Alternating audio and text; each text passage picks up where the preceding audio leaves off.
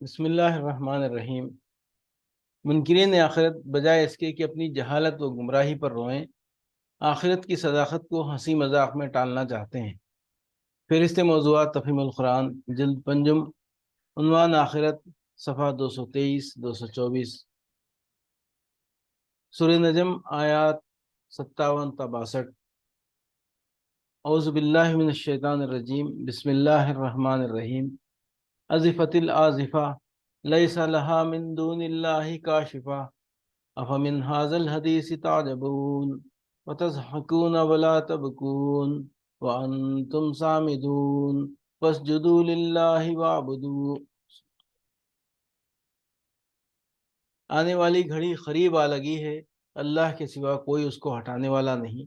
اب کیا یہی وہ باتیں ہیں جن پر تم اظہار تعجب کرتے ہو، ہنستے ہو اور روتے نہیں ہو، اور گا بجا کر انہیں ٹالتے ہو؟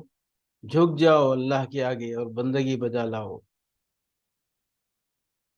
ازفت الازفہ، آنے والی گھڑی قریب آ لگی ہے، یعنی یہ خیال نہ کرو کہ سوچنے کے لیے بھی بہت وقت پڑا ہے، کیا جلدی ہے کہ ان باتوں پر ہم فوراً ہی سنجیدگی کے ساتھ غور کریں، انہیں ماننے کا بلا تاخیر فیصلہ کر ڈالیں۔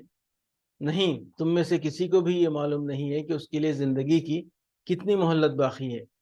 ہر وقت تم میں سے ہر شخص کی موت بھی آ سکتی ہے اور قیامت بھی اچانک پیش آ سکتی ہے۔ اس لیے فیصلے کی گھڑی کو دور نہ سمجھو۔ جس کو بھی اپنی عاقبت کی فکر کرنی ہے وہ ایک لمحے کی تاخیر کے بغیر سنبھل جائے، کیونکہ ہر سانس کے بعد یہ ممکن ہے کہ دوسرا سانس لینے کی نوبت نہ آئے۔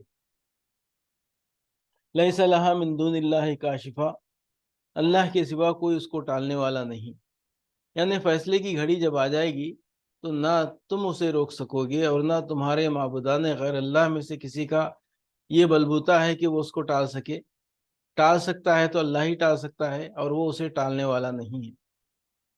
افمن ھذا الحدیث تعجبون، اب کیا یہی وہ باتیں ہیں جن پر تم اظہار تعجب کرتے ہو؟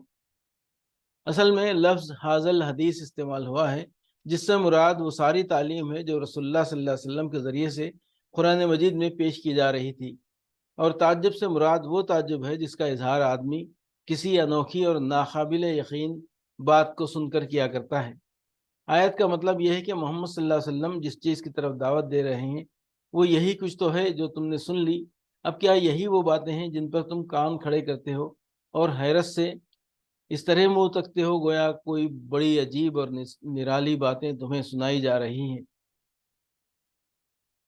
وَتَضْحَكُونَ وَلَا تَبْكُونَ وَأَنْتُمْ سَامِدُونَ، ہنستے ہو اور روتے نہیں ہو، گا بجا کر انہیں ٹالتے ہو، یعنی بجائے اس کے کہ تمہیں اپنی جہالت و گمراہی پر رونا آتا، تم لوگ الٹا اس صداقت کا مذاق اڑاتے ہو جو تمہارے سامنے پیش کی جا رہی ہے۔ فَاسْجُدُوا لِلَّهِ وَاعْبُدُوا، جھک جاؤ اللہ کے آگے اور بندگی بجا لاؤ۔